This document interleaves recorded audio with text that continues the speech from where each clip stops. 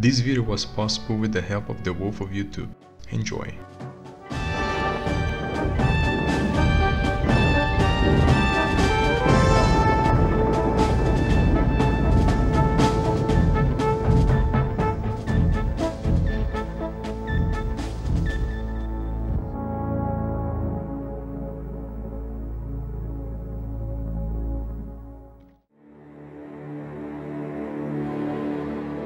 Waiting, watching, listening. These are the trademarks of a specialized soldier. A soldier who operates miles behind enemy lines, gathering data and information, helping their comrades to win in battle. They are the unsung heroes of modern land warfare. They are the best of the best. They are Reconnaissance. Ready, set, go!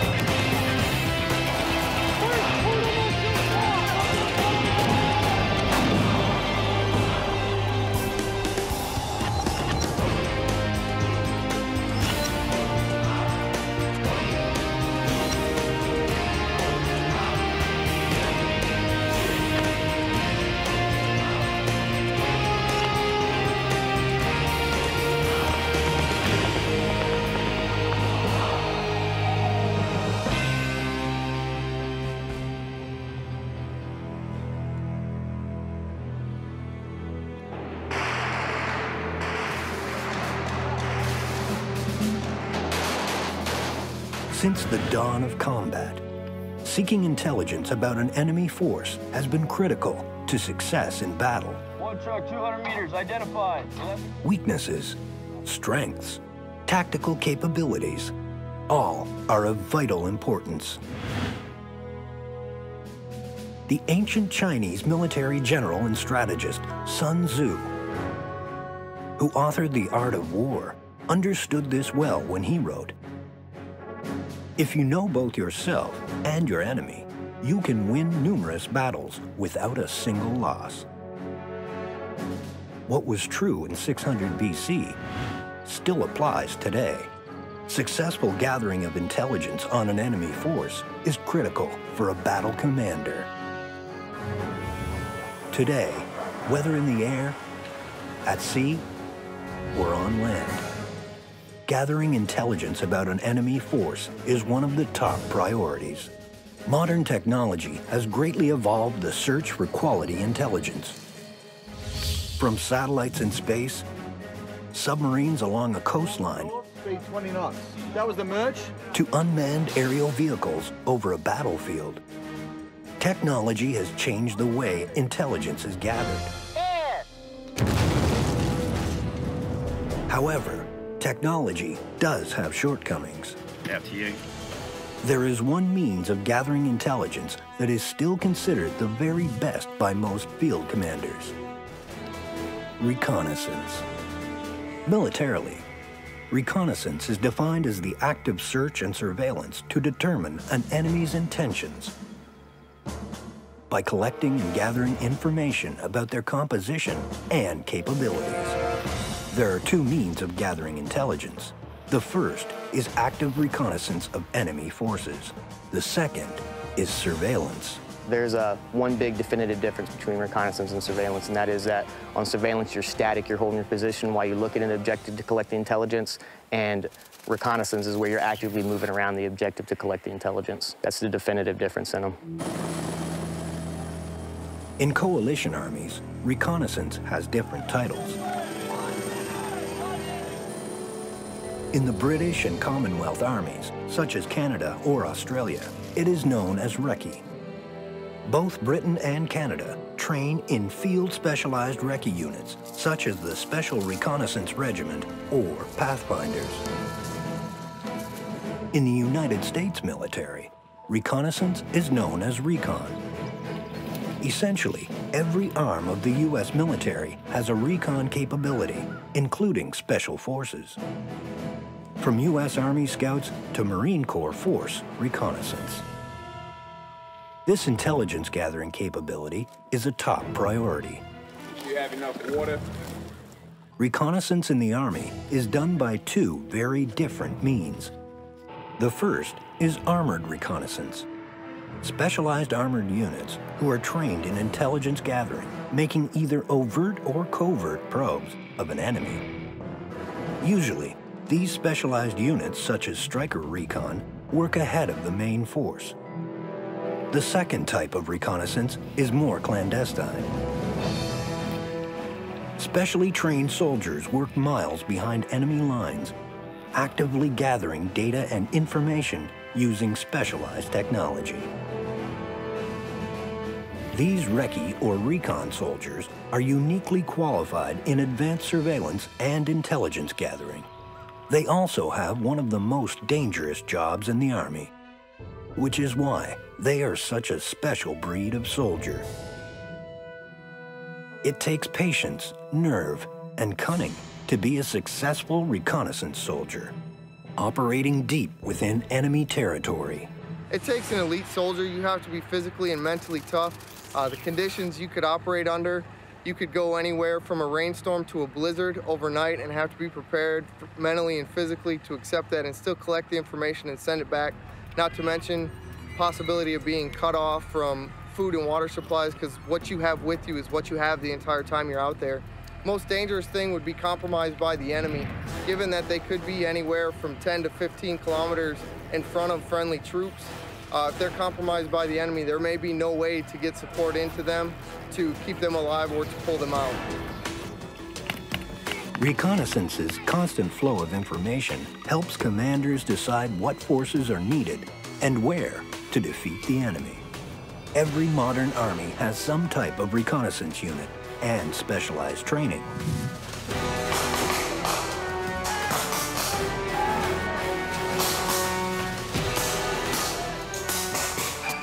In the U.S. Army, the training is done by the famed Army Rangers. The Ranger Training Brigade runs one of the toughest courses in the U.S. Army. Go, fast. Keep pushing. It's known as the Reconnaissance and Surveillance Leaders Course. It teaches the essentials of reconnaissance, how to survive deep behind enemy lines, and for many of the young soldiers who take the course, their next assignment is the combat zone in Iraq or Afghanistan. Target neutralized. So they have to pay attention, because mistakes in the field will kill. Looks like they're calling that.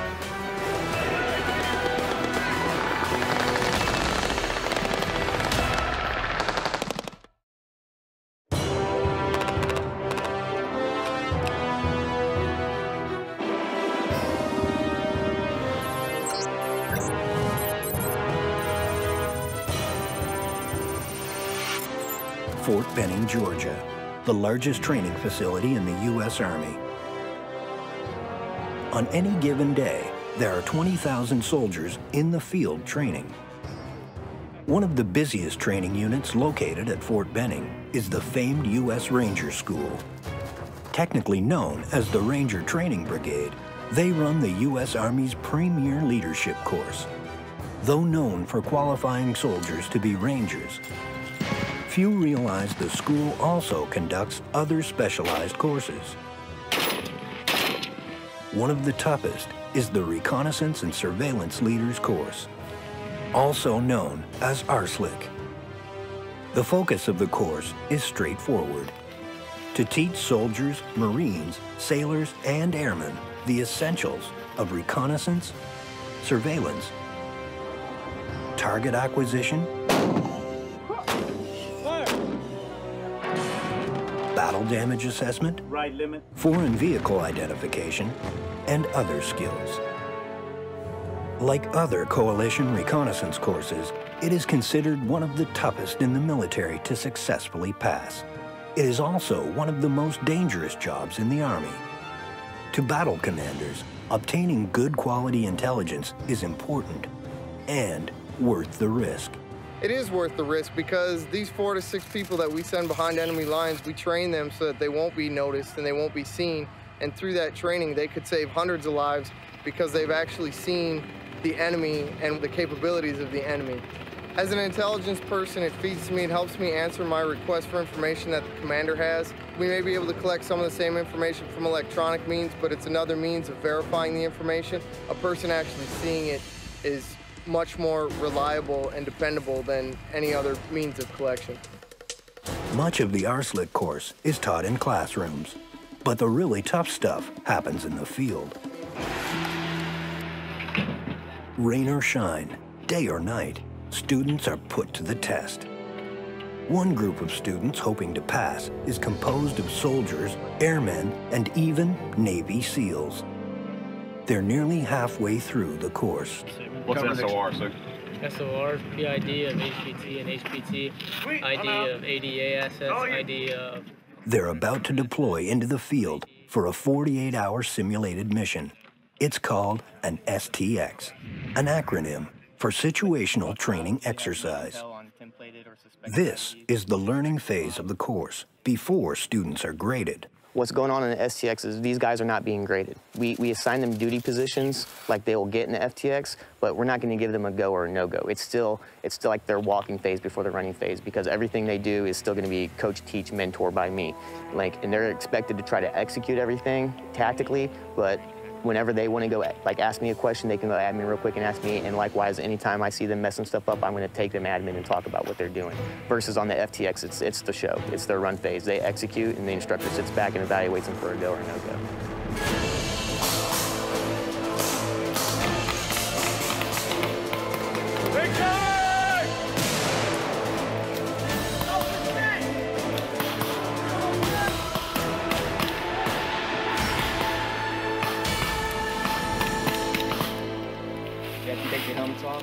Sergeant Gilmer is a perfectionist. One thing I can't stand seeing is when somebody maneuvers when nobody's covering them. Passionate about details, because he knows that details are everything when operating behind enemy lines. Truth be known, you probably would have dropped that whole element, but you probably would have taken 1 or 2 casualties. You guys were point blank on each other, shooting at each other, so you need to move fast and have some violent action. Inattention to details can compromise your unit and get you and your comrades killed. When you're behind enemy lines, you have to be constantly alert, making sure you're not leaving tracks, litter, or telltale marks that will help tracking teams locate you. Typically speaking, do you know how long it takes ants to go back in the anthill after they're disturbed? 30 minutes, okay. Now, if there was a footstep in it, you could smooth the footstep out real quick. Okay. Do it quick, though, because the ants are close. Yeah. The biggest exciting thing kind of already happened. We got a little firefight and got some indirect fire going at them. What's really going to go on now is a lot of me evaluating on what they're doing as far as how they maneuver through the wood line, all their SOPs as far as like how they negotiate a linear danger area or a road, and how they do all their other SOPs like long halts and all that. The big next thing is going to be what's called the leader's reconnaissance for the objective, and that's really important because it sets the tempo for everything that's going to happen after that, and what they're going to be looking for on there is a good position for surveillance. The students set up a 360-degree defensive position and wait for darkness. Sergeant Gilmer examines everything they have done, looking for mistakes. Just before darkness, the unit sends out a 2-man reconnaissance team. The team is tasked with gathering intelligence on a simulated enemy position. It's all about stealth.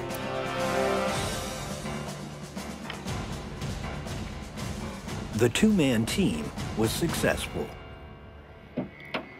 The intelligence needed was obtained without compromise. But there were still mistakes made. You did get compromised one time. On the flip side of that, they were actively looking for you. But if you're doing this job in theater, they may or may not be actively looking for you, and it takes that one slip up and you're compromised, you know what I'm saying? It's all part of the very steep learning curve on this intense course. For the next part of the course, the instructors will not be so kind. Mistakes will result in failure, because they know, like in war, there are no second chances.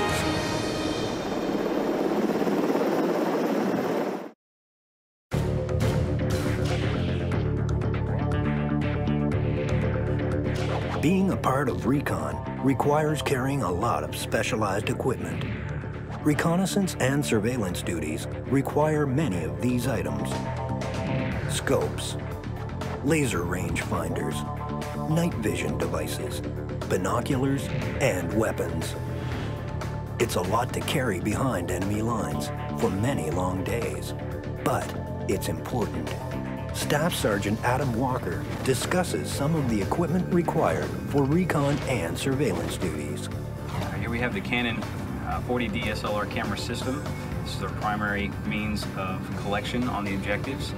All right, this is a mid to high range camera system. The moneymaker here though is the telephoto lens. This is the 400mm telephoto lens. It allows us to really get down into the weeds on the detail, taking off name tapes, positive identification of human faces, license plate numbers, identifying characteristics throughout the objective area. A lot of guys are finding themselves out in Iraq and Afghanistan with a lot of distance, especially in the mountainous regions, watching towns and roadways and things like that. But here, these guys have to get fairly close to their objectives. So we have the 135mm lens that comes standard with the camera, and that allows them to get fairly close to their objectives to get that wide angle shot that they need. This next piece of equipment is the Vector 21 or 21 Alpha.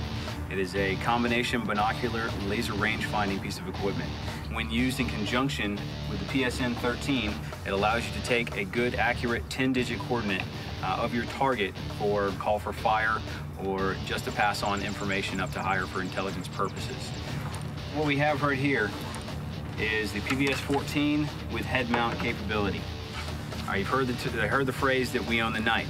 The U.S. Army operates at night for tactical advantage because of this piece of equipment and technology that allows for easy donning and easy attachment. Most of your soldiers over in Iraq and Afghanistan are using this system here. Gentlemen, what you see before you is a Bushnell spotting scope. It's light, easy to use, and a great tool for the recon soldier's toolbox. All right, the next piece of equipment I'm going to move to is the mini thermal monocular. All right, this piece of equipment, as you can see, is lightweight and about as big as the PVS 14 you saw earlier. However, it provides you thermal capability in a very, very easy to use system. Our group of students is now on their final phase of training. This phase is known as the FTX, or Field Training Exercise. In this final phase, the students are being graded. It's simple, either a go or no go. It determines whether you passed or failed. In this simulated battle situation, the 6-man recon unit has been inserted miles behind enemy lines. They have built a surveillance blind near an enemy location. Their job is to observe the enemy and report back, avoid contact, and await orders. Their instructors are assessing them on their surveillance position, which is known as a hide. Building a good hide is a true art. Instructor Sergeant Matthew DeLeon assesses their hide. As a walker, the things we're looking for as a students is ensuring that their hole is blending in with the environment. Here we got a subsurface site. When they're constructing the surface site, they want to start with 3 different phases. One is the viewport, all right, and that's where they're going to be looking at with their optics onto the objective. All right, that's the most important portion of the subsurface because everything else gets wrapped around the viewport. Once you build that, then you go ahead and start your main body. All right, some mistakes on here. As you can see, it's all green here. So what they could have done is actually dug up some bushes and actually put some topsoil on here and actually made it just look like the continuous vegetation, as you can see behind us. Where we're standing right now is about 10 meters, roughly 10 meters from the hole. Trying to look to see if we can see the site, if it sticks out for any means. We're looking around the surroundings to see if it blends in with the environment. There is some key parts you can see. You can see a little bit of the dark spots versus where it's all light, especially with the sunlight's coming through. There shouldn't be any shadows. We're also looking around. You can see where it stampeded from the students where they walked around. So that's an indicator that someone's actually, there's a hole or something's going on in that area. A lot of these students are leaving from here right to deployment. So this is their last chance to correct any of their mistakes. All right, this is important for them to take these techniques and tactics back over there for survival for their teams and actual completion of their mission. You know, if they don't correct their mistakes here, they're likely going to take them to Iraq, and in return, their teams can get compromised and a loss of lives are there. It's all over. This group of students are the lucky ones. Everyone in the team passed. One of the quickest ways to extract them from heavy forest cover is known as spies. It stands for Special Patrol Insertion and Extraction System. Using a single rope, the entire team can clip on and be safely hoisted away by the UH-60 Black Hawk helicopter, escaping enemy forces and returning back to home base.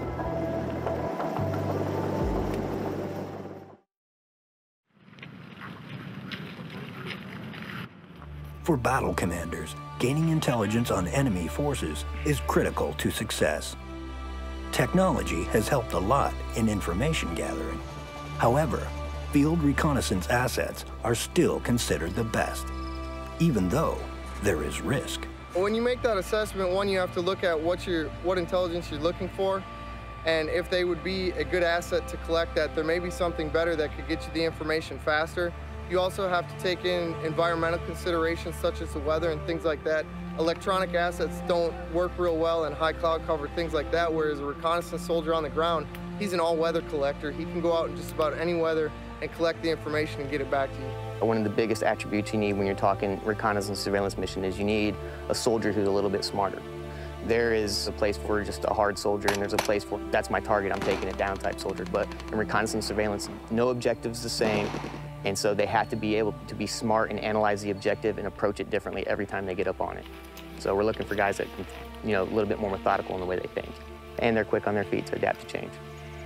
Truth be known, like the unit I came from before I was a instructor, which is long-range surveillance, is the only unit that bridges the gap between conventional and special operations units. And in and of the fact that it's the only unit which is considered a conventional unit, but special missions capable, meaning that we can do the mission that special operations do, but at the same time we belong to a conventional unit.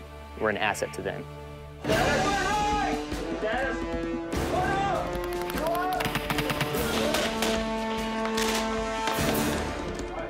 Today, modern militaries are training their personnel to win battles in every dimension of war. Most present-day combat operations are collective efforts. Nations with common goals pool their military resources. They're known as coalition forces, and they're immensely successful.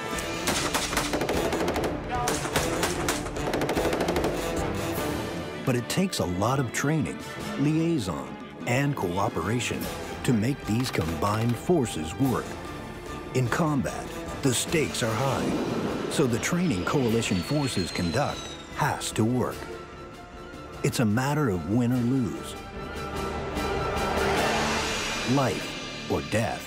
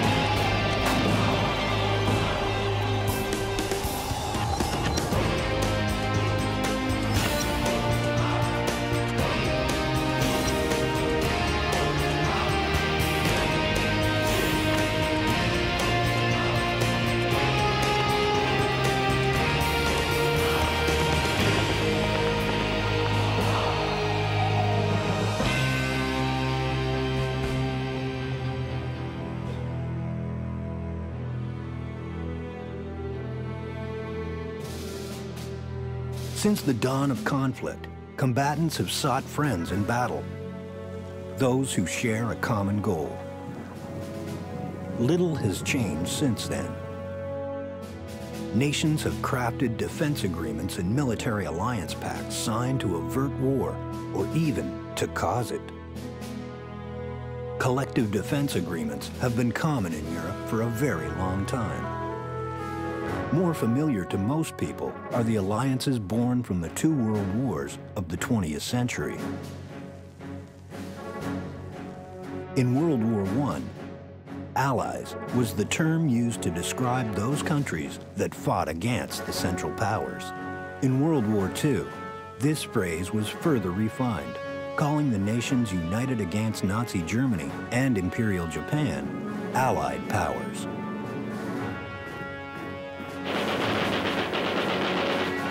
My fellow citizens, at this hour, American and coalition forces are in the early stages of military operations to disarm Iraq, to free its people, and to defend the world from grave danger. More than 35 countries are giving crucial support.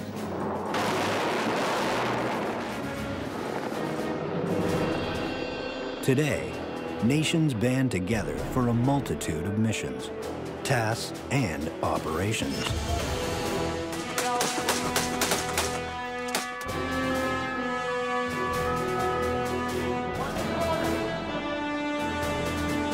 Peacekeeping operations under the auspices of the United Nations is one example. Collective efforts during humanitarian missions is another. Today, Allied military operations are more commonly known as coalitions. A coalition is defined as an alliance among individuals or groups during which they cooperate in joint action, each in their own self-interest, joining forces together for a common cause. For military operations, they're usually unified under a single command. What is unique about coalitions is that they're often created only for a single military purpose rather than a broad mandate. NATO was created as a mutual defense agreement between member states. That is a broad mandate. Coalition forces were brought together in 1990 to push Iraqi forces out of Kuwait. That was a single-purpose goal with a temporary timeline.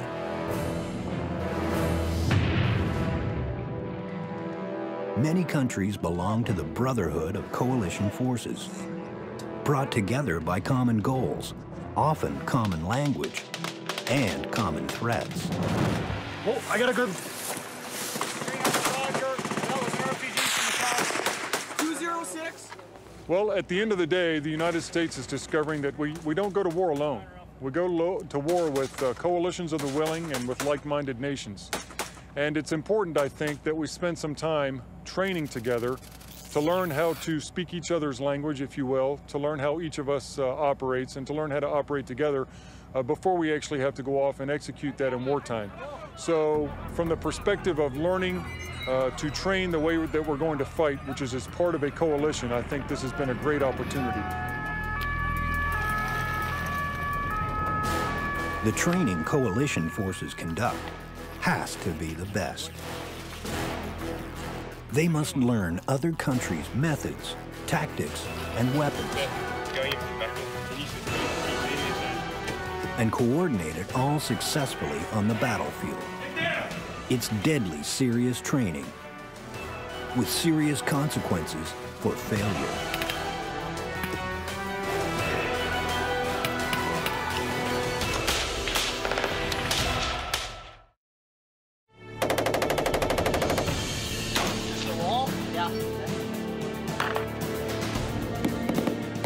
Combat in Iraq and Afghanistan has emphasized the need for soldiers to be trained to the highest levels of proficiency.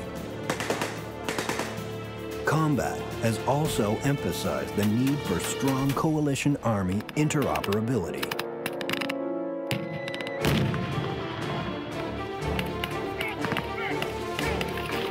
Success in battle cannot be achieved unless soldiers of all coalition countries can work together. This need was the catalyst for the creation of a specialized program. A program that has become a model for other armies around the world. It is called ABCA.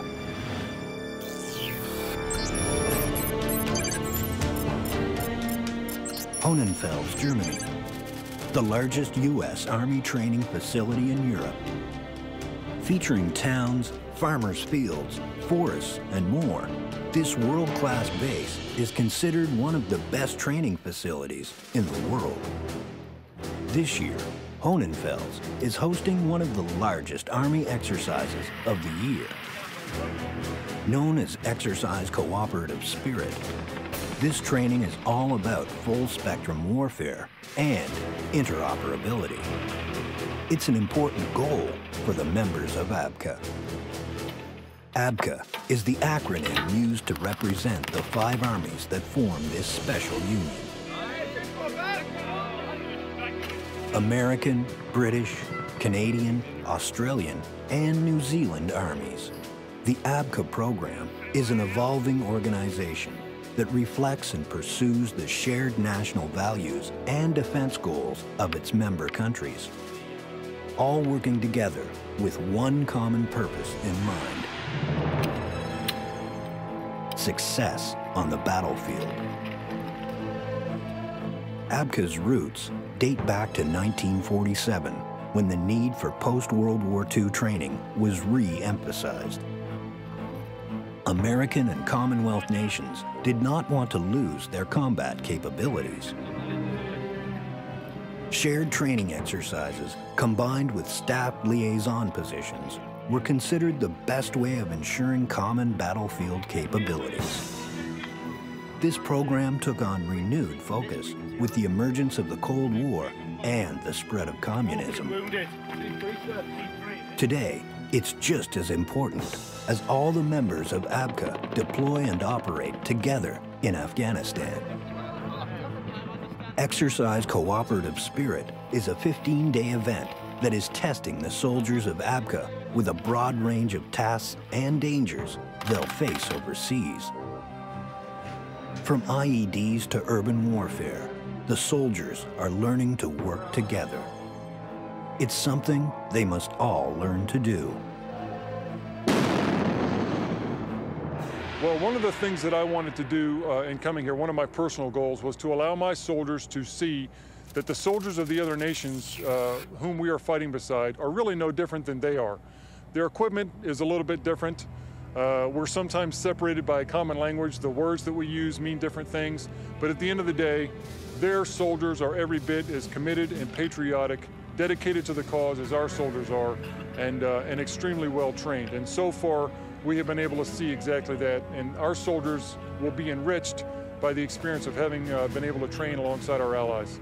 Oh, this exercise is of great benefit to us because firstly, it allows us to work with the other countries that we quite often do work with on operations at the moment. So particularly the Canadians, the British, the US, and New Zealanders working directly with us. And it's directly preparing us, in my view, for operations in Afghanistan, and there will be quite a few people from my element who will be taken on a task force to operate in Afghanistan next year. And by learning how these other countries work, their TTPs, their language, and how we can get the best out of working with each other in an environment where we are replicating Afghanistan in this exercise, we really are preparing ourselves well for future operations. Communications, tactics, weapons, they're all slightly different between coalition armies. This is one of the reasons why training is so important: interoperability, understanding how your coalition comrades work. It works well because we've got a long history through the ABCA partnership of actually operating together. So a lot of the procedures and things like that, while there's little things that crop up, overall it's pretty well a common operating picture. And I think that that alliance that we've had in place for quite a period of time has enabled us to get to this point of interoperability where we're at today. Probably the biggest thing for me is the way the other countries and we all relate to each other, and how different we can be, but also how similar we can be into different aspects of our training. Even doctors and medical staff are here learning how to work with their coalition partners. ensuring they understand the different procedures and methods each country uses in treating the wounded. It's coalition training that will save lives on future combat missions. I've never been in this environment before with the ability to have the assets that I've had on paper before, but to have the interoperability between, say, working with an Australian doctor and nurse, passing along, going over this morning and working with the striker team, knowing that if I say something, it will be done. So having to set an LZ, having my medevac helicopter come in, maybe a CASEVAC being conducted in a military vehicle, or the other day having to lift it by getting a group of men together and carrying it a short distance. Comes back down medically wise to we all practice from the same book, whereas the most severe casualty or patient is treated first, and then on the soldier side of things we all have the same common goal. For many of these coalition soldiers, this training is vital to their survival in Afghanistan. The scenarios are meant to be realistic, so they get the maximum training value every day.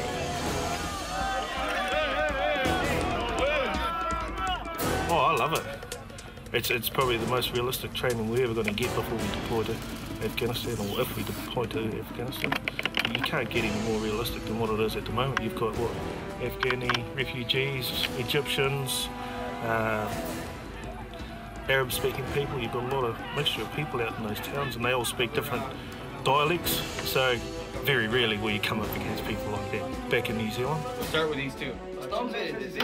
If we, in the 15 days or so we have to train a force when they come here, after they're deployed and they come back and they can say, those 15 days at Homefields were the hardest days of my 15-month train-up and deployment, then that's our goal.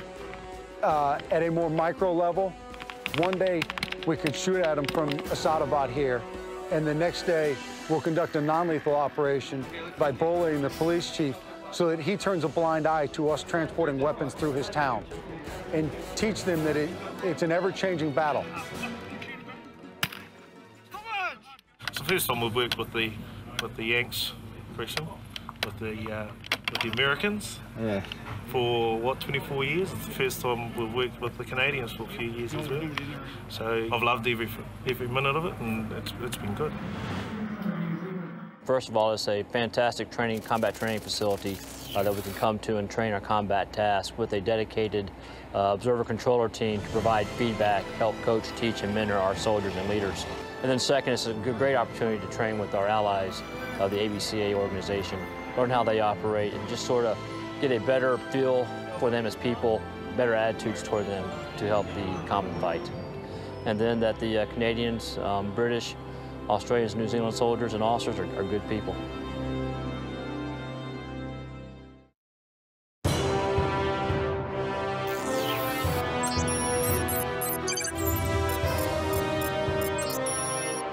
Cold Lake, Alberta, home of an annual major coalition air exercise known as Maple Flag.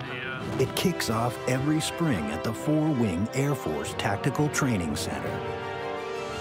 Intensive training in a simulated war, experienced international fighter pilots, and rookies getting their first taste of air combat. This is Exercise Maple Flag. Cold Lake is unique because of its airspace. We have miles and miles of surface area where we can drop munitions for simulation, as well as the airspace over top of it in which we can have the air-to-air engagements. And the whole thing is pretty much unrestricted. They have to make up their mind. I mean, the whole Maple Flag scenario is developed to get a new wingman through his first 10 combat missions. Because statistically speaking, first 10 combat missions are where most losses occur. So if you survive your first 10 combat missions as a new wingman, then you're pretty much good to go after that.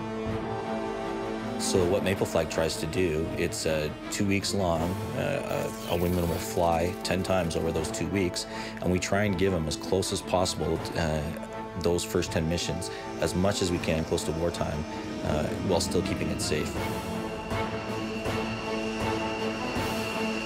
The best part is seeing the international flavor brought to the exercise, to see the junior pilots dealing with their counterparts in other air forces or other ground forces, and to see them finally get that air of satisfaction when the exercise draws to a close and they really have learned some really valuable lessons.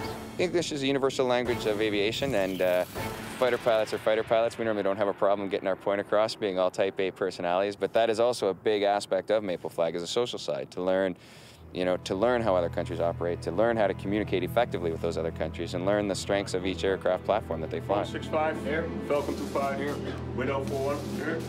It starts from a international focus of being able to fly together as different countries in a coalition environment. Most of the countries are NATO, there's a couple that aren't. And be able to work together and fly together and integrate is huge. It means that we can develop standard operating procedures so that we're compatible if we do have to go to war. You have Singaporeans, Germans, French, Americans, British. We've got guys from New Zealand here, and we really do talk the same language. Small deviations, but we're all really on the same page, fighter pilots, and I think we're all on the same mindset. It's all about training fighter pilots, teaching them war fighting skills, skills to achieve mission objectives, and possibly help them stay alive. Aerial combat. It's fast, furious, and intense. It always has been.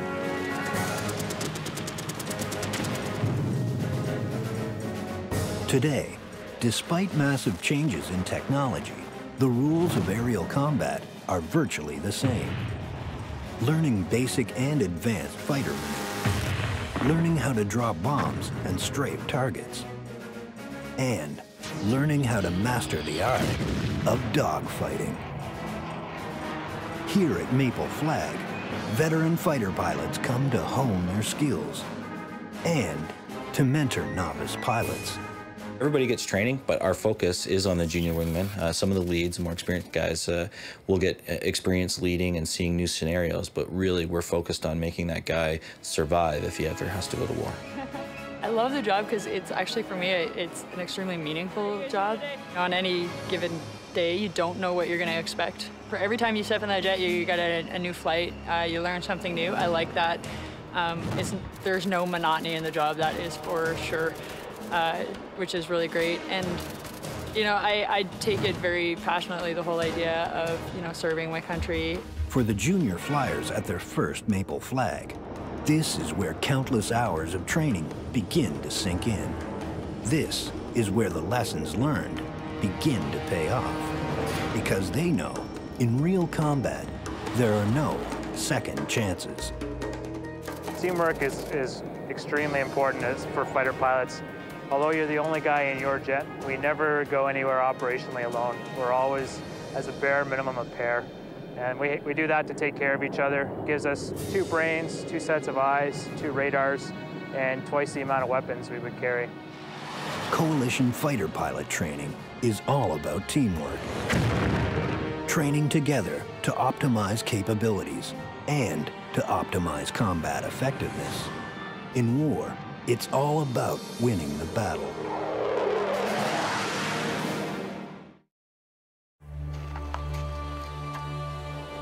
Coalition forces work, the brotherhood of arms, common goals, similar threats.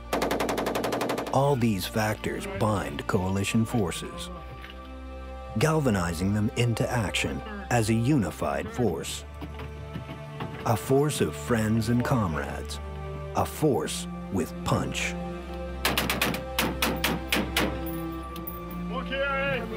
I think I will walk away having made, first and foremost, some great friends and relationships among many of our ABCA allies, having had an opportunity now for a little over a week to work with them.